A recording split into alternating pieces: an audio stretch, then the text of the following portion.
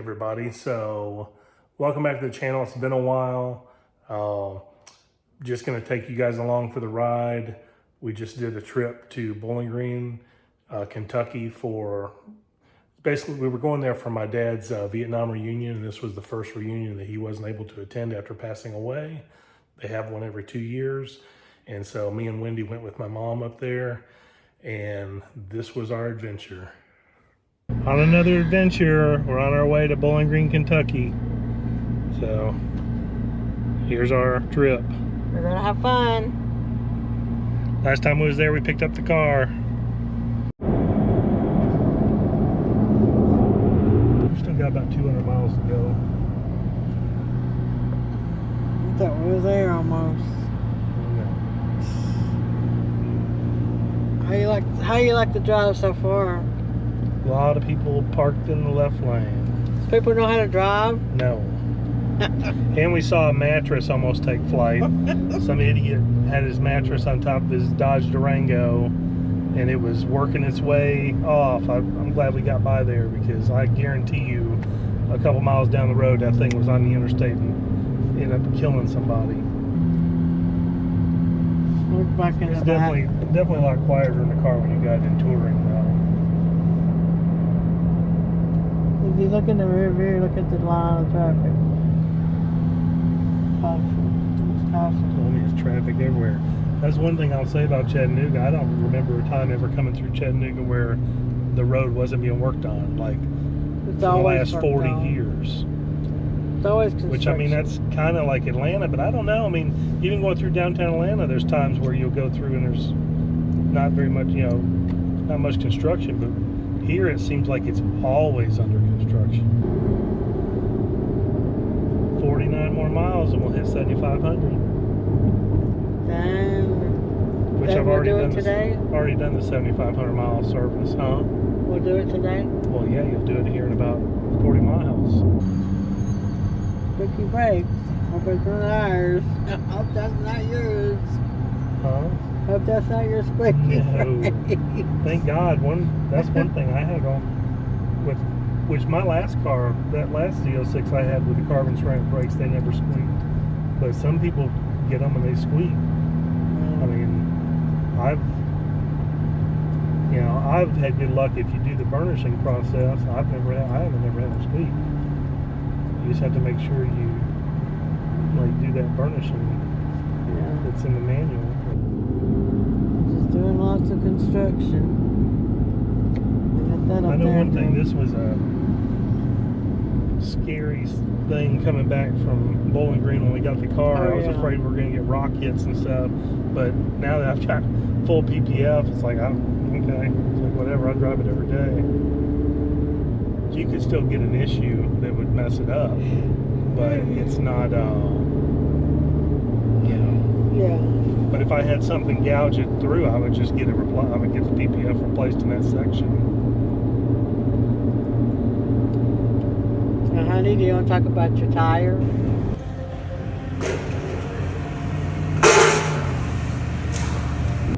Well, I'm doing what a lot of people say don't do, and that's right. You know, there's some people that say not to patch the run flats, but every Corvette I've had, if I've had a flat, I've patched them. I've never had a problem. But I will say I've had more flats, and there's no wood to knock on. I'm praying to God. I'm praying to God that we don't have any issues and everything is a flawless drive over here and home. It was when we went to Alabama, though. Yeah, but in less than a year, I've already had 4 flat repairs.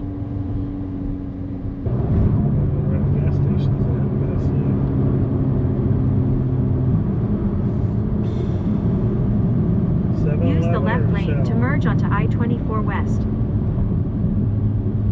They're both to the right. And there's the next one. Which that might be.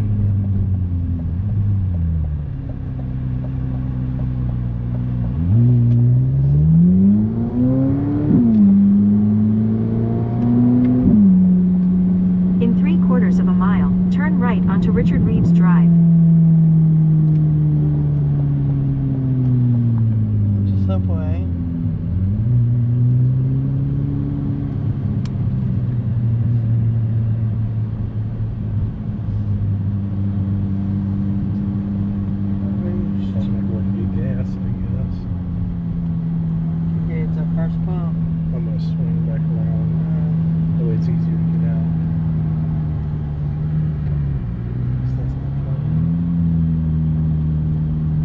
stop sign, turn right onto Joe B. Jackson Parkway.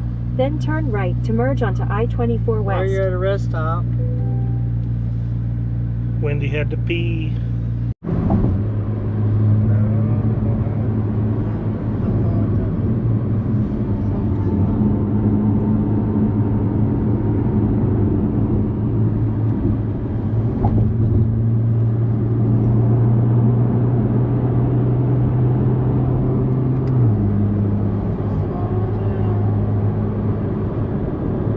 So 49 miles to go.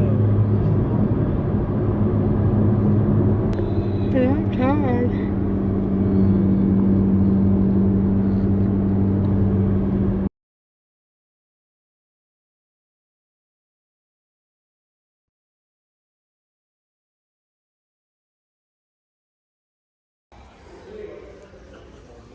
Inside the Aviation Museum. I almost hit that thing. I almost had to catch it. About fell over that thing right there. You ain't tripping on stuff. You need to wear a parachute or something. You daggum When I go crazy. down, I won't hit the floor as hard. Yeah. You'll just make a thud, don't worry.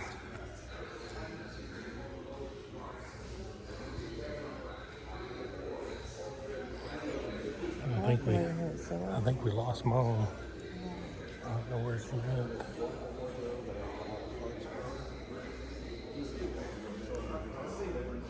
Thunderbirds. Cool thing. Sonny Childers is actually a third cousin of mine. My mom's second cousin. Kind of interesting. Cool.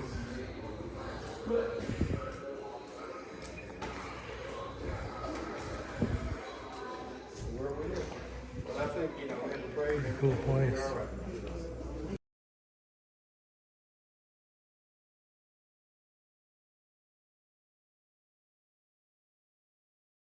Cliff and Sherry located 14 of us that were in Vietnam.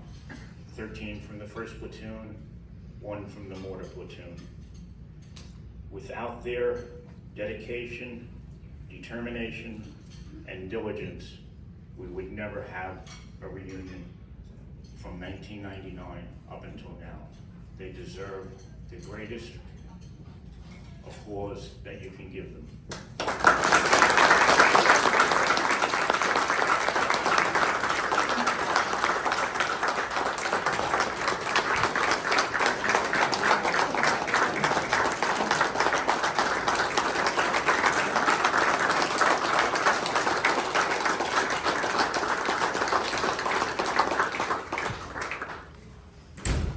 Unfortunately, since that very first reunion, we have lost 4 Vietnam vets.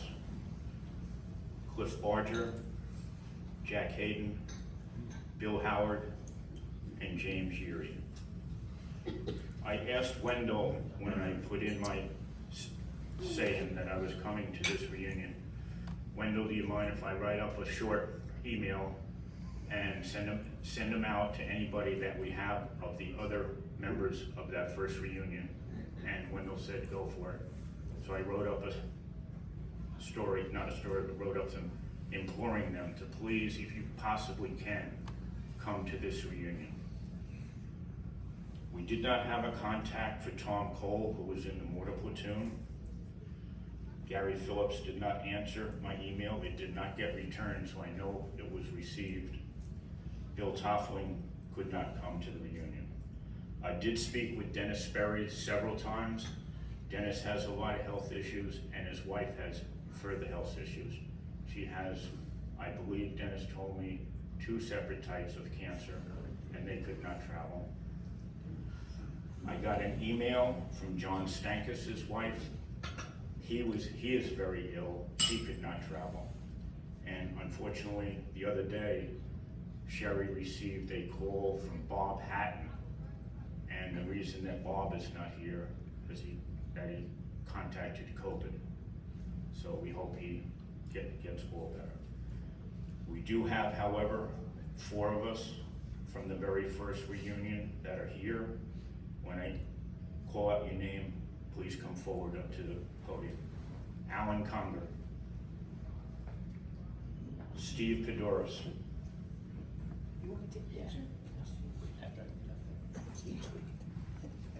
John Rosebrook. And myself. We are so happy, I can speak for all of them, I'm sure, that the four of us were able to make this reunion. We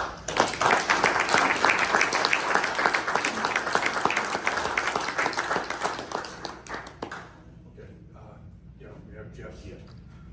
At this time, we also would like to have Jeff Barger come up. Jeff has a letter that Cliff wrote.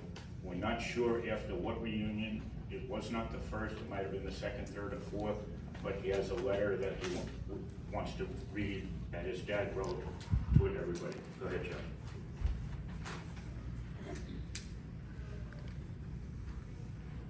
Yeah, unfortunately, Dad didn't date a lot of stuff. He just jotted down whatever he had. We found a lot of his letters and things after he passed away. And I told Mom, you know, I said, I definitely want to read this since he couldn't be here.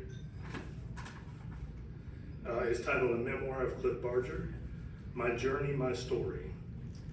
I graduated high school in 1967, started college in 68. In September of 68, I joined the Army, Fort Knox for basic, and then sent to Fort Lewis for AIT in December. Cold rain, lots of snow. Must be training for somewhere cold like Germany or somewhere else. Nope, we were told Vietnam, and so it goes. Got married just before Christmas in 68 while on leave. So 20 years old, married, and on my way to Vietnam. Wow. Got to Vietnam, March 69, Delta, 1st to 20th, 11th LID Americal.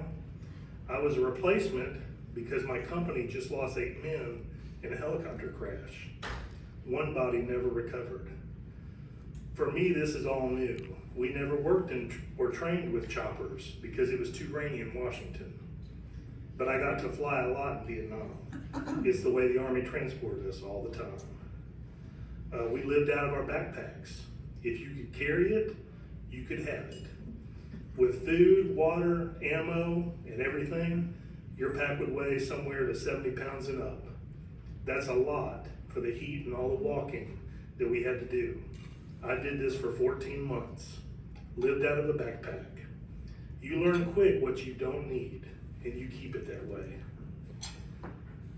Delta lost 86 men in Vietnam. Very sad to me. They were the heroes never to come home to their families. I think about that a lot. The very worst day for me was June 3rd, 1969. We'd been on a lot of combat assaults leading up to June 3rd. That day I was walking point man, leading the way. Just had a real bad feeling that the enemy was all around us, and it became true. I had walked into an ambush. They will let you walk so far in to get as many as they can. I had walked within 30 feet of a machine gun and he opened up but never hit me. It was like a wall of protection was up. I never say I was lucky because if that was the case, I feel I shouldn't have been there. 7 men lost their lives that day. I was out on the end of that line for over 3 hours. We were in rice paddies and got ourselves over to a hedge roll, but not much protection. I was pinned down and every time I would try and move, they were hitting the top of my backpack. So I worked it off my back. I crawled out with just my rifle over the bodies of my brothers. I should have been killed, but God had a plan. After it was all over, I was told by some that they were trying to capture me. Wow. One told me that they just knew that I was dead when he opened up on me with that machine gun. A day that I just can't get out of my mind. I was a Boy Scout growing up, and I've always said that and God is what got me through this experience.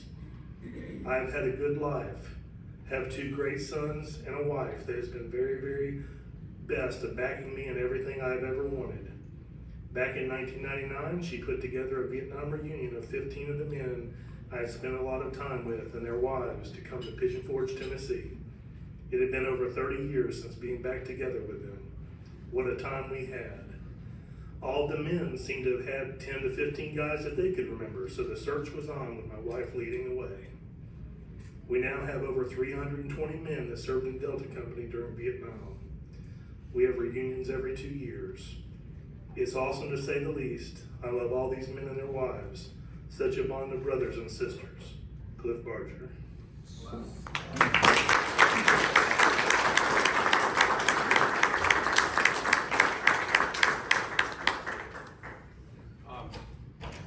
Okay, Mac, if you do the presentation, we have a very special presentation tonight. And that's to Sherry Barger. Again, thanks for all of the help that she's had. Like I say, she is responsible for the fact that we're still having reunions after 25 years. Throughout the course of these reunions, she's given us some wonderful shirts that we have, a lot of memorials, and a lot of other things. And we have a lot of appreciation for your effort. So Mac, would you do the presentation, please?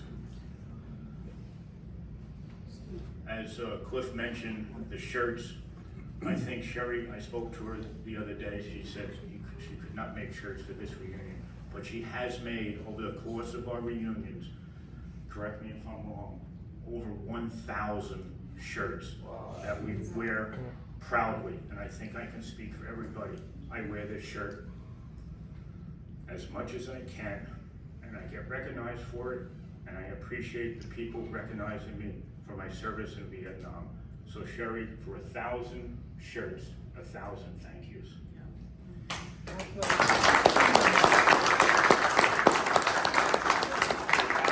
We have a plaque made up in appreciation to Sherry Barger for your service to the Delta 1st to the 20th family, October 12th, 2024.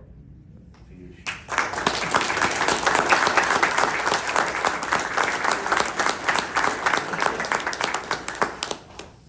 Thank you. Now I come to the part of the evening ceremony where we have the memorial for the those we lost in battle and those who we lost subsequent. We've kind of started a tradition of using a bell to will sound every time we say one of their names. So I'd like to begin with those that we lost in the war, and begin with Lynn Adcock, Otto Owie, Loring Bailey, Robert Baldwin, Richard Lee Bales, Robert Lawrence Blackwell, Richard Beauregard, Glenn Rip Brewster, Gary Lee Browning, Carl Bruton, Gerald Thomas Butler, Paul Matthew Cahill, Ambrose Clay Jr., James P. Concanon Jr., James Adolph Kraft, Dick Cuff, Frank Dashner, Everett Leroy Doherty, David Henry DeForge, Roland Forrest DePolo, Dennis George Donovan, John Francis Downey Jr., Stephen Paul Etherton, Lawrence Andrew Finella, John Charles Fern, Ronald Farouge, James Fowler, Charles Freeman, James Fryman, Thomas Lee Gaines, Ronald Davis Galpin, Richard George Gardner, Antonacio Gomez Jr., Rodney Michael Good, Jimmy Ray Gross, Gregory Allen Gideson, Glenn Hatta, Jonathan Jeffrey Hawkins, William Henry Hodges, Scott Warren Eagleton, Ron Wayne Ireland, Richard Curtis Jackson, Robert Lawrence Janowitz, Joseph Barry Jones, Howard Lawrence Jones, Ben Jowers Jr., William Francis Kelly, David Washington Kinney, Ronald Renee Kirkpatrick, Fred Dwayne Larson, David Eugene Lovegren, Bobby Joe Martinez, Larry Dean McKenzie, Lonnie Dean Moore, Michael David Mueller, Avery Merrill Nye, Roddy Lee Perry, Billy Wayne Reed, Jerry Leroy Reisinger, Archie James Robert Jr., Clarence A. Roussel Jr., Robert Carl Runge, Albert M. Schroeder Jr., Ronald Lee Schuyler, Luke Andrew Smith, J. B. Spearman, John Raymond Taylor, Terry Lynn Timms, Willie Robert Tucker, Donald Eugene Turner, William Tucrow, Clifford Van Artsdalen, Durwood Wayne Verrett, Keith Dan Vincent, John Lloyd Voorhees, George Thomas Walker, Curtis Howard Walker, Richard Henry Ward, David Claude Wells, Steve Edwards Wirtz, Nicholas Wheeler, Randall Ray Wright, Robert Abbott Wood, Edward Woolsey, and Vernon Glenn Zorns. These are our fallen soldiers that gave their life in active service for our country.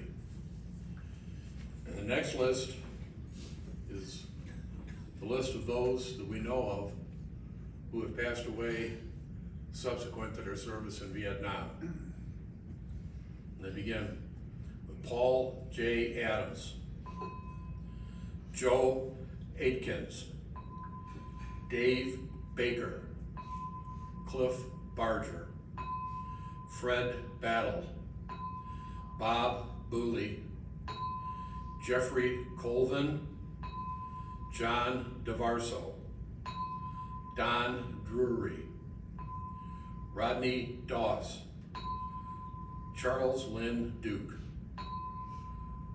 Robertson Duval, Ted Elbow, Freddie Fulgust, Remejo Top Galvan, Adrian Fitzpatrick, Kerry Hardwick, Jack Hayden, Bobby Inman, Curtis Johnson, William Kalua Jr., Joe Kuhn, Marlon Lamb, Skeeter Laza, Jesse Lewis, Steve Lingle, Joe Lupo, Russell Marsh, Dave Meeks, Earl Menster, Robert Knowles, Bobby O'Leary, Richard Perry, Gary Priest, Steve Russell, Tom Seeger, Chuck Cicada, Leonard Wayne Shaw, Duke Smith, Mark Teachin, Bobby Townsend Jr., the Reverend Erskine Lee Top Wade, Walter Webb Jr., Jason Wright, and Dennis Yerger. These are the names that we know of those who expired since returning from Vietnam. And I'd like to leave you with this thought on a eulogy for the soldiers. When a flag has been properly folded and the mourners have bid their goodbye, and taps from a trumpet of golden fade soft in the mid-morning sky, his country he served as a soldier, he relished his service with pride. Though memories inside would smolder, he kept all that pain deep inside. When called on to fight for his country, he went off to war without thought, in awards most humbly, that honored and told of the battles he fought. He fought many battles with rifles, and many more battles within, that challenged his very survival, but he dealt with it all to the end. He lies in a field of white crosses, a place set to honor his peers, the final repose of those losses, where valor alone perseveres. His mission officially closes, from his final formation dismissed. So garnish his headstone with roses, and thank God we've had men such as this. Thank you all very much. Wendell, did you have any other?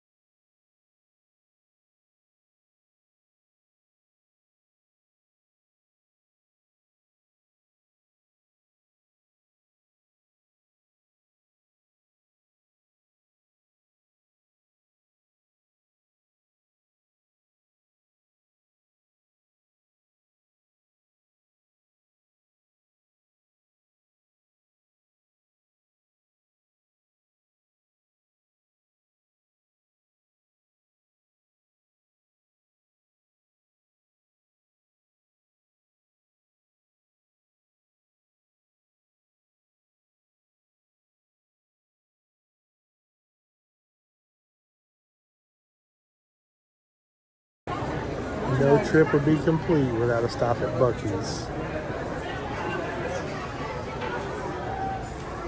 Some